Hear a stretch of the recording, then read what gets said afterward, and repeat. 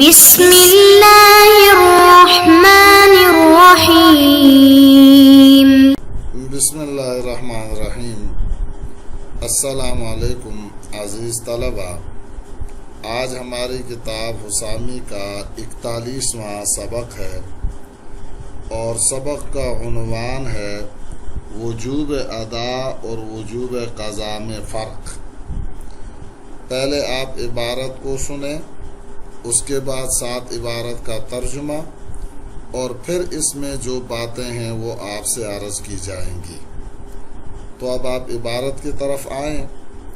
مصنف رحمہ اللہ فرماتے ہیں ثم الشرع فرق بین وجوب الاداء و وجوب القضاء، پھر شریعت نے فرق کیا ہے وجوب ادا اور وجوب قضا کے درمیان۔ فجعل القدرۃ الممکنۃ شرطا لوجوب الاداء دون القضاء، پس شریعت نے قدرت ممکنہ کو وجوب ادا کے لیے شرط قرار دیا ہے، نہ کہ قضا کے لیے۔ کیوں؟ لأن القدرۃ شرط الوجوب ولا يتکرر الوجوب فی واجب واحد، اس لیے کہ قدرت وجوب کی شرط ہے اور وجوب مقرر نہیں ہوتا ہے ایک واجب میں۔ وشرط کونہ متوہم الوجود لا کونہ متحقق الوجود، اور شرط اس قدرت کا متوہم الوجود ہوتا ہے نہ کہ اس کا متحقق الوجود ہونا۔ فإن ذلك لا يسبق الاداء، اس لیے کہ یہ قدرت کا متحقق الوجود ہونا ادا سے مقدم نہ ہوگا۔ ولہذا قلنا اذا بلغ الصبی او اسلم الکافر فی آخر الوقت تلزمہ الصلاۃ خلافا للظفر والشافعی رحمہ اللہ، اسی لیے کہ یہ قدرت جو متحقق الوجود ہوتا ہے وہ مقدم نہیں ہوگا، اسی وجہ سے ہم نے کہا کہ جب بچہ بالغ ہو جائے یا کافر مسلمان ہو جائے وقت کے آخر میں تو اس پر نماز لازم ہوگی، امام ظفر اور امام شافعی رحمہ اللہ کے برخلاف۔ لجواز ان یظہر فی الوقت امتداد بتوقف الشمس کما کان لسلیمان علیہ السلام، اس بات کے ممکن ہونے کی وجہ سے کہ وقت میں امتداد ظاہر ہو جائے سورج کے ٹھہرنے کی وجہ سے، جیسے کہ حضرت سلیمان علیہ السلام کے لیے ہوا تھا۔ فصار الاصل مشروعا ووجب النقل للعجز فیہ ظاہرا کما فی الحلف علی مس السماء، وهو نظیر من حجم علیہ وقت الصلاۃ وهو فی السفر ان خطاب الاصل یتوجہ علیہ ثم یتحول الی التراب للعجز الحالی، تو اصل وجوب ادا مشروع ہوگی، بظاہر اصل وجوب ادا میں عجز کی وجہ سے نقل ادائے قضا کی طرف واجب ہوگی، جیسا کہ آسمان کو چھونے کی قسم کھانے میں، اور یہ اس شخص کی نظیر ہے جس پر نماز کا وقت آ جائے اور وہ سفر میں ہو تو اصل وضو کا خطاب اس کی طرف متوجہ ہوگا، پھر اصل خطاب عجز حالی کی وجہ سے مٹی کی طرف منتقل ہو جائے گا۔ اب اس سبق کے تشریح سے پہلے آپ کچھ تمہیدی طور پر کچھ باتیں سمجھنا۔ نمبر 1، تکلیف ما لا یطاق، یعنی بندے کو ایسی چیز کا مکلف بنانا جو اس کے بس میں نہ ہو، جائز ہے یا نہیں، پھر اس کا وقوع ہے یا نہیں، اس میں تھوڑی تفصیل ہے۔ تکلیف ما لا یطاق کی 3 قسمیں ہیں۔ نمبر 1، ممتنع لذاتہ، یعنی بذات محال ہو، جیسے اجتماع نقیضین۔ نمبر 2، ممتنع لغیرہ، یعنی جو فعل بذات ممکن ہو مگر اس کا وقوع عادتاً محال ہو، جیسے ہوا میں اڑنا۔ نمبر 3، وہ فعل جو فی نفس ہی بندہ سے ممکن ہے، لیکن اللہ تعالیٰ کے علم میں اس فعل کا بندے سے واقع نہ ہونا ہے، یا اللہ کا ارادہ یہ ہے کہ وہ فعل بندے سے صادر نہ ہو۔ اب اگر بندے سے وہ فعل صادر ہو جائے تو علم الہی کا غلط ہونا اور اللہ کے ارادے کا ناکام ہونا لازم آئے گا، اور یہ محال ہے، اور جو ممکن کسی محال کو مستلزم ہو وہ محال بالغیر کہلاتا ہے، لہٰذا یہ فعل ممکن بالذات اور محال بالغیر ہے۔ اب ان اقسام میں سے قسم اول میں جمہور کا مذہب یہ ہے کہ اس کی تکلیف نہ جائز ہے نہ اس کا وقوع ہے، البتہ اشاعرہ کی ایک جماعت کے نزدیک عقلاً اس کا مکلف بنانا جائز ہے لیکن اس کا وقوع نہیں ہے۔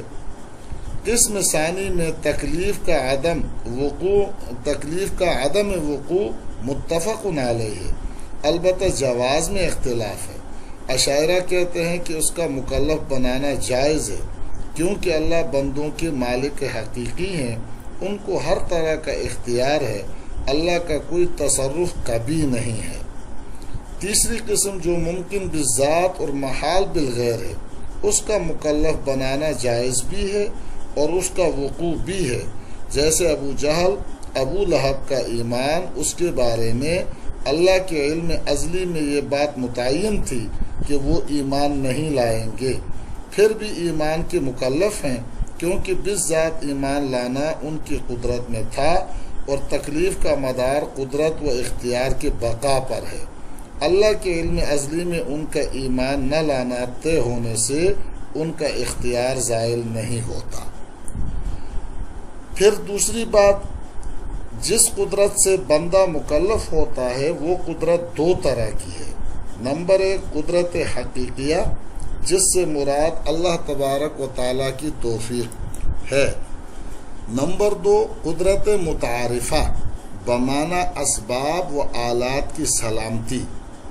قدرت حقیقیہ بندے کے فعل کے ساتھ ہوتی ہے اور فعل کی علت ہوتی ہے، اور قدرت متعارفہ فعل پر مقدم ہوتی ہے۔ مدار تکلیف قدرت متعارفہ ہے، قدرت حقیقیہ نہیں ہے، کیونکہ قدرت حقیقیہ اگر مدار تکلیف ہوتی تو کافر مکلف نہ ہوتا، کیونکہ توفیق نہیں ملی تھی، اگر توفیق ملتی تو وہ بھی ایمان لاتا۔ دوسری وجہ یہ ہے کہ جو قدرت مدار تکلیف ہے اس کا فعل پر مقدم ہونا ضروری ہے، کیونکہ یہ قدرت فعل کے لیے شرط ہوتی ہے، اور شرط شے سے پہلے ہوتی ہے، اور قدرت حقیقیہ فعل پر مقدم نہیں ہوتی بلکہ فعل کے ساتھ ہوتی ہے۔ البتہ قدرت متعارفہ فعل سے پہلے ہوتی ہے، لہٰذا یہی قدرت مدار تکلیف ہے۔ پھر قدرت متعارفہ بمعنی سلامتی اسباب و آلات کی دو قسمیں ہیں۔ نمبر ایک قدرت ممکنہ اور نمبر دو قدرت میسرہ۔ قدرت ممکنہ وہ ادنا مقدار قدرت ہے جس سے بندہ فعل کو ادا کرنے پر قادر ہو جاتا ہے، جیسے مال زکوٰۃ کے لیے اسی کا دوسرا نام قدرت مطلقہ اور قدرت قاصرہ بھی ہے۔ اور قدرت میسرہ وہ قدرت ہے جس سے فعل پر بندہ قادر بھی ہوتا ہے اور فعل کی ادائیگی آسان اور سہل بھی ہوتی ہے۔ یہ قدرت ممکنہ سے بڑھی ہوئی قدرت ہوتی ہے، جیسے زکوٰۃ میں نصاب پر سال گزرنا اور مال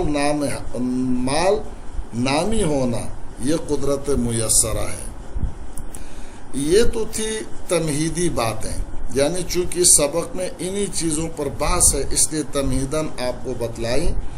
اب مصنف رحمہ اللہ وجوب ادا اور وجوب قضا کے درمیان فرق بیان کر رہے ہیں کہ شریعت نے قدرت ممکنہ کو وجوب ادا کے لیے شرط قرار دیا ہے، لیکن وجوب قضا کے لیے اس کو شرط قرار نہیں دیا۔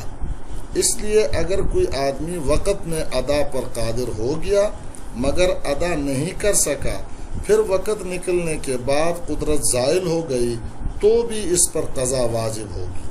اور قدرت ممکنہ ادا کے لیے شرط ہے اور قضا کے لیے شرط نہیں ہے۔ قدرت ممکنہ ادا کے لیے شرط اس لیے ہے کہ بندے پر ادا واجب ہوا اور قدرت ممکنہ نہ ہو تو تکلیف ما لا یطاق لازم آئے گی، اور یہ جائز نہیں ہے۔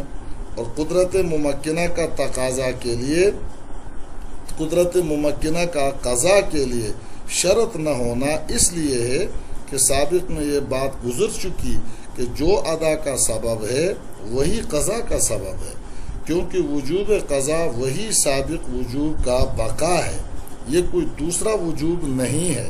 تو گویا دونوں ایک ہی واجب ہوئے، اور وجوب ادا کے لیے قدرت ممکنہ کو شرط قرار دیا ہے۔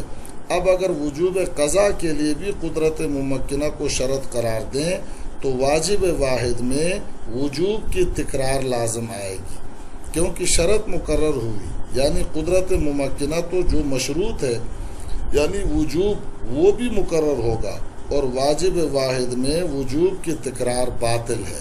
معلوم ہوا کہ وجوب قضا کے لیے قدرت ممکنہ شرط نہیں ہے، لہٰذا وقت مل جائے تو قضا لازم ہوگی، ورنہ فدیے کی وصیت کرنا لازم ہوگا یا گناہ لازم ہوگا۔ اس کی دلیل یہ ہے کہ آخری عمر میں فوت شدہ فرائض کی تلافی ضروری ہے، اور یہ بات طے شدہ ہے کہ آخر عمر میں اس کی فوت شدہ تمام نمازوں اور روزوں کی ادائیگی پر وہ قادر نہیں ہے، تو نتیجہ وصیت یا گناہ کی صورت میں ہوگا۔ غرض وجوب قضا کے لیے قدرت شرط نہیں ہے، کیونکہ اس سے فعل مطلوب نہیں۔ ہاں اگر مکلف سے فعل مطلوب ہو یعنی قضا کرانا مطلوب ہو تو اس صورت میں قدرت ممکنہ شرط ہے، کیونکہ بغیر قدرت کے مکلف سے فعل طلب کرنا جائز نہیں ہے۔ آگے مصنف رحمہ اللہ نے وَالشَّرْطُ كَوْنُهُ مُتَوَہِّمُ الْوُجُودِ، یہ جو فرمایا کہ ادا کے لیے جو قدرت ممکنہ کو شرط قرار دیا ہے تو اس قدرت کا متحقق الوجود ہونا شرط نہیں ہے، بلکہ متوہم الوجود ہونا کافی ہے، یعنی حقیقتاً وہ قدرت خارج میں پائی جائے یہ شرط نہیں ہے، صرف توہم کافی ہے۔ جیسے زور کے وقت میں مکلف کو اتنا وقت ملے کہ وہ 4 رکعت پڑھ سکے، یہ قدرت کا تحقق ہوا، یعنی حقیقتاً 4 رکعت کی قدرت پائی گئی۔ یہ ضروری نہیں ہے، بلکہ صرف وہم کے درجے میں قدرت کا امکان ہو اتنا کافی ہے۔ جیسے زور کے وقت میں صرف اتنا وقت ملے کہ تحریمہ کہہ سکے تو ظہر واجب ہو جائے گی۔ اب اگر وقت لمبا ہو گیا تو ادا کرے گا، ورنہ قضا کرے گا۔ اس کی دلیل یہ ہے کہ قدرت ادا کے لیے شرط ہے، اور شرط مشروط پر مقدم ہوتی ہے، یعنی قدرت ادا سے پہلے ہوتی ہے۔ اب اگر قدرت کا متحقق الوجود ہونا شرط قرار دیں تو قدرت کا متحقق الوجود ہونا ادا سے پہلے نہیں ہوتا، بلکہ ادا کے ساتھ ساتھ ہوتا ہے، جبکہ شرط کا مشروط سے پہلے ہونا ضروری ہے، اور قدرت کا متوہم الوجود ہونا ادا پر مقدم ہوتا ہے، لہذا توہم قدرت کو شرط قرار دیں گے۔ اس پر مصنف رحمہ اللہ تفریح پیش کر رہے ہیں کہ اگر آخری وقت میں جس میں صرف تحریمہ کی گنجائش ہے کوئی بچہ بالغ ہوا یا کافر مسلمان ہوا تو ان پر نماز فرض ہو جائے گی، کیونکہ توہم قدرت پایا گیا، یعنی اس بات کا امکان ہے کہ سورج ٹھہر جائے اور وقت لمبا ہو جائے۔ ایسا ہو سکتا ہے، محال نہیں ہے، جیسے حضرت سلیمان علیہ السلام کے لیے ہوا کہ گھوڑوں کے معائنے میں مشغولی سے نماز عصر میں ذہول ہوا تو فرمایا مال کی محبت نے مجھے اللہ کی یاد سے غافل کر دیا، حتیٰ کہ سورج غروب ہونے تک وظیفہ ادا نہ کر سکا۔ پھر گھوڑوں کی گردنیں اور پنڈلیاں کاٹنا شروع کی تاکہ غفلت کا کفارہ ہو جائے، تو اللہ تعالیٰ نے آفتاب سورج کو لوٹایا، چنانچہ عصر کی نماز ادا کر لی۔ اس سے معلوم ہوا کہ وقت میں امتداد ممکن ہے، لہٰذا اصل فریضہ واجب ہو گیا۔ اب اگر وقت کو اللہ نے ممتد کر دیا تو ادا کر لے، لیکن ظاہری طور پر بندہ اس سے عاجز ہے، کیونکہ صرف تحریمہ کے بقدر وقت میں فریضہ ادا نہیں کر سکتا، اور امتداد وغیرہ کا صرف امکان ہے، لہٰذا ظاہراً بندے کے عجز کی وجہ سے نقل یعنی قضا واجب ہوگی۔ اس کی مثال ایسی ہے جیسے کسی نے آسمان چھونے کی قسم کھائی کہ اللہ کی قسم میں آسمان کو چھوؤں گا تو قسم منعقد ہو جائے گی، کیونکہ آسمان کو چھونا ممکن ہے، محال نہیں ہے۔ چنانچہ حضرت صلی اللہ علیہ وسلم اور حضرت عیسیٰ علیہ السلام کے لیے بطور خرق عادت اس کا وقوع ہوا، جن کے بارے میں قرآن میں خبر دی، انا لمسنا السماء، بس آسمان کو چھونے کی قدرت کا توہم ہے، امکان ہے، اس لیے قسم منعقد ہو جائے گی، لیکن ظاہری طور پر بندہ اس کو چھونے سے عاجز ہے، لہذا فوراً حانس ہو جائے گا۔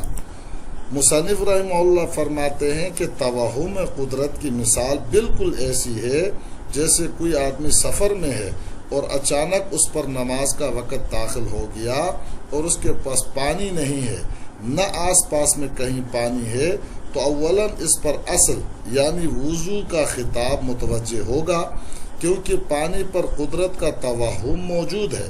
جیسے حضرت صلی اللہ علیہ وسلم کی انگلیوں سے پانی نکلا، حضرت علی رضی اللہ تعالیٰ عنہ نے زمین پر پاؤں مارا، چشمہ جاری ہوا، لیکن چونکہ عادتاً پانی پر قدرت سے عاجز ہے، اس لیے اس فوری عجز کی وجہ سے حکم اصل سے فرع کی طرف منتقل ہو جائے گا، یعنی وضو سے تیمم کی طرف منتقل ہوگا۔ اسی طرح آخر وقت میں بالغ اور مسلمان ہونے کا مسئلہ بھی ہے۔